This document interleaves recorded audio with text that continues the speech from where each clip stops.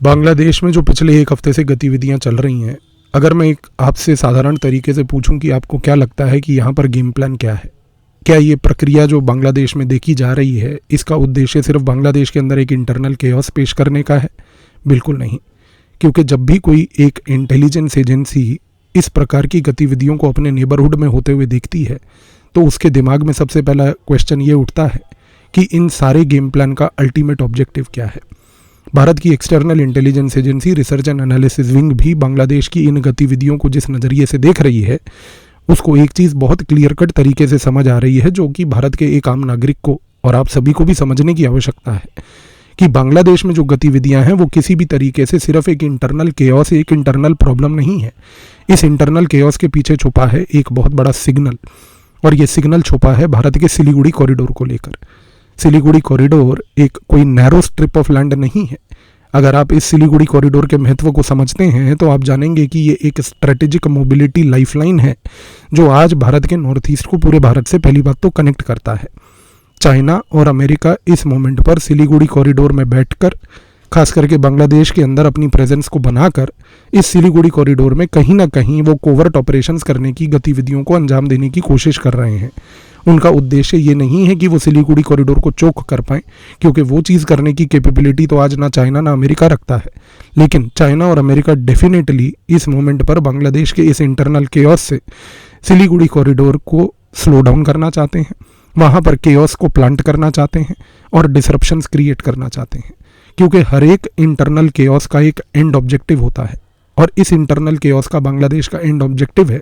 कि सिलीगुड़ी कॉरिडोर में इस प्रकार के केओटिक एक्टिविटीज़ को पहली बात तो प्लांट किया जाए, ताकि सिलीगुड़ी कॉरिडोर को चोक करने की जो कैपेबिलिटी ये लोग शो करना चाहते हैं बांग्लादेश के थ्रू, उस चीज़ में ये सक्षम होने का गेम प्लान है। सिलीगुड़ी कॉरिडोर में बहुत सारे ऐसे स्ट्रेटेजिक स्पेसेस हैं जिनको ये लोग एक्सप्लॉइट करना चाहते हैं, और इस रीज़न से भारत की जो external intelligence agency research and analysis wing है, उसने भारत के मल्टीपल स्टेक होल्डर्स, जिसमें भारत की आर्म्ड फोर्सेस, मिलिट्री इंटेलिजेंस, इसके साथ साथ इंडियन एयरफोर्स, और सबसे महत्वपूर्ण भारत की जितनी भी पैरामिलिट्री फोर्सेज हैं, उन सबके साथ मिलकर एक होल ऑफ गवर्नमेंट अप्रोच इस पर्टिकुलर एरिया को टैकल और इस पर्टिकुलर प्रॉब्लम को टैकल करने के लिए डेवलप की है। आज भारत एक चीज़ समझ चुका है कि सिलीगुड़ी कॉरिडोर के अंदर इस मोमेंट पर जो सबसे बड़ी आवश्यकता हमें करनी है वो ये है कि एक कांस्टेंट लेवल पर early warning coverage system create करना होगा। ये अर्ली वार्निंग कवरेज सिस्टम जो है, ये डिटेक्ट करेगा सबसे पहली बात हर एक माइक्रो लेवल की गतिविधि को जो सिलीगुड़ी कॉरिडोर के आसपास हो सकती है। पर ये क्रिएट अर्ली वार्निंग सिस्टम कैसे होगा? यहाँ पर 3 चीज़ें इस मोमेंट पर अंजाम दी जा रही हैं, एग्जीक्यूट की जा रही हैं। सबसे पहली चीज़ है ह्यूमन इंटेलिजेंस का एक नेटवर्क, जिसमें लोकल जितने भी ट्रांसपोर्ट वर्कर्स हैं, बॉर्डर विलेजेस, कम्युनिटी एल्डर्स, इन सब के साथ मिलकर एक होल ऑफ गवर्नमेंट अप्रोच के तहत ह्यूमन इंटेलिजेंस लेवल पर ये चीज़ पे फोकस की जा रही है कि किसी प्रकार के अनयूजुअल एक्टिविटी को अगर डिटेक्ट किया जाए, देखा जाए, तो वो तुरंत ऑब्जर्वेशन में पहली बात तो आए। दूसरा, इस मोमेंट पर मिलिट्री और इंटेलिजेंस मिलकर भारत की सिलीगुड़ी कॉरिडोर के आसपास थर्मल लेवल पर और खास करके एरियल ऑब्जर्वेशन एक्टिविटी को बढ़ावा दे रहे हैं। ये आता है डोमेन ऑफ टेक्निकल इंटेलिजेंस में। तो एक जगह पर जहाँ ग्राउंड लेवल पर ह्यूमन इंटेलिजेंस पे काम हो रहा है, दूसरी जगह पर यहाँ पर जब टेक्निकल इंटेलिजेंस पे काम हो रहा है, इसके साथ साथ तीसरी सबसे महत्वपूर्ण पिक्चर है फील्ड रिपोर्टिंग। फील्ड रिपोर्टिंग में intelligence bureau, research and analysis wing और मिलिट्री इंटेलिजेंस के खुद के जो ग्राउंड लेवल के एसेट्स हैं इन इलाकों में, वो आज की डेट में बॉर्डर लेवल पर बॉर्डर सिक्योरिटी फोर्स के साथ मिलकर एक डे लाइफ की ब्रॉड पिक्चर को इस्टेब्लिश करने की कोशिश कर रहे हैं। क्योंकि चीज़ को समझने की कोशिश कीजिए कि यहाँ पर यदि किसी भी तरीके से अमेरिका या चाइना बांग्लादेश में रहकर अगर सिलीगुड़ी कॉरिडोर में कोई गतिविधि को अंजाम देना चाहेंगे, तो वो चोक तो नहीं कर पाएंगे सिलीगुड़ी कॉरिडोर को, लेकिन जैसा मैंने आपको बताया कि वो स्लो डाउन करना, सिलीगुड़ी कॉरिडोर में केओस को प्लांट करना और कहीं ना कहीं डिसरप्शंस को क्रिएट करने का अगर कार्य सोचते हैं, तो उनके टारगेट पर रहेंगे इस इलाके के आसपास के रेल रूट्स, हाईवेज, ब्रिजेस, और यहाँ पर इस प्रकार का जो इंफ्रास्ट्रक्चर जो भारत के सिलीगुड़ी कॉरिडोर को बाकी नॉर्थ ईस्ट के साथ कनेक्ट करता है, उस इलाके में अगर कहीं पर भी कोई गतिविधि को अंजाम देने की कोशिश की गई,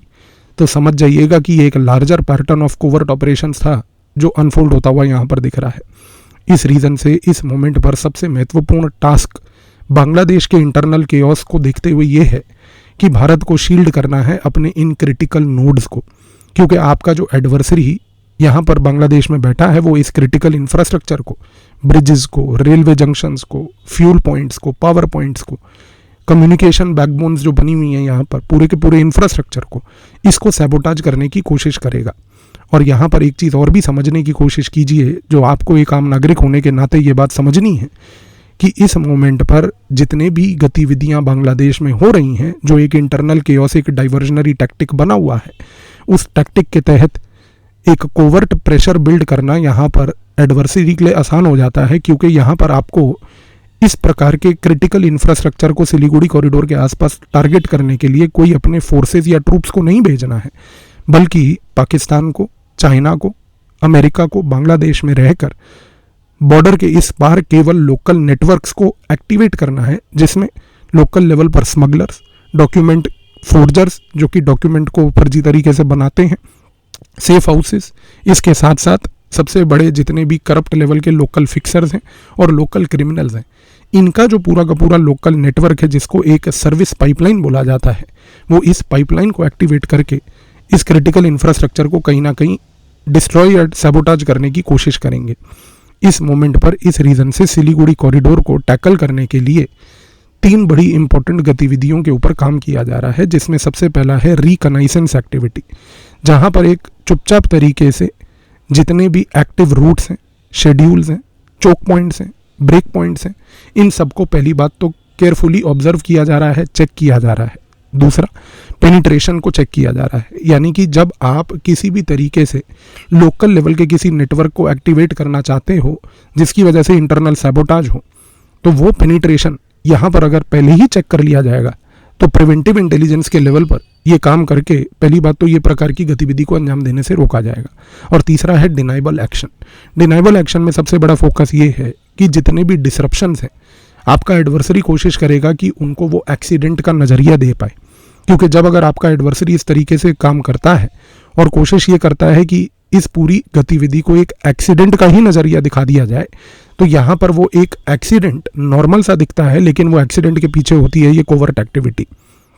तो ये सारी चीज़ों को रोकने के लिए इस मोमेंट पर सिलीगुड़ी कॉरिडोर के आसपास भारत की तरफ से एक होल ऑफ गवर्नमेंट अप्रोच के तहत काम किया जा रहा है, जिसमें military, intelligence, police, local level networks और ह्यूमन एसेट्स सबका एक फ्यूजन है। तो याद रखिएगा कि जो बांग्लादेश है, पहली बात उसके अंदर जितना भी ये इंटरनल केओस चल रहा है, उसका इंटरनल केओस का ऑब्जेक्टिव है एक डाइवर्जनरी टैक्टिक, जिससे कि सिलीगुड़ी कॉरिडोर को सैबोटाज किया जाए। और सिलीगुड़ी कॉरिडोर के आसपास जितना भी ये क्रिटिकल इंफ्रास्ट्रक्चर है, कल को आने वाले समय में यदि आप यहाँ पर कोई भी एक गतिविधि होते हुए देखते हैं, यदि वो एक गतिविधि आपको एक नेचुरल एक्सीडेंट के नज़रिए से भी देखने को मिली, तो याद रखिएगा वो एक्सीडेंट नहीं था, पर वो कोवर्ट ऑपरेशन था जिसको एक्सीडेंट के नज़रिए से पेश किया गया। ये चीज़ हमारे लिए एक महत्वपूर्ण चीज़ है, क्योंकि अगर आप इस चीज़ को जानोगे तभी आप इस गतिविधि को रोक पाओगे। इस रीज़न से जो ह्यूमन लेवल यानी कि ह्यूमन इंटेलिजेंस लेवल, टेकिंट लेवल यानी कि टेक्निकल इंटेलिजेंस लेवल पर जो आज की डेट में गतिविधियाँ वहाँ पर चल रही हैं, वो प्रिवेंटिव लेवल पर इस चीज़ को रोकने की कोशिश कर रही हैं। और बांग्लादेश, आपके लिए एक बात मैं बोलना चाहूँगा, आपकी अगर ये सोच है कि आप भारत के 7 नॉर्थ ईस्टर्न सिस्टर स्टेट्स को छूने की भी कोशिश करोगे,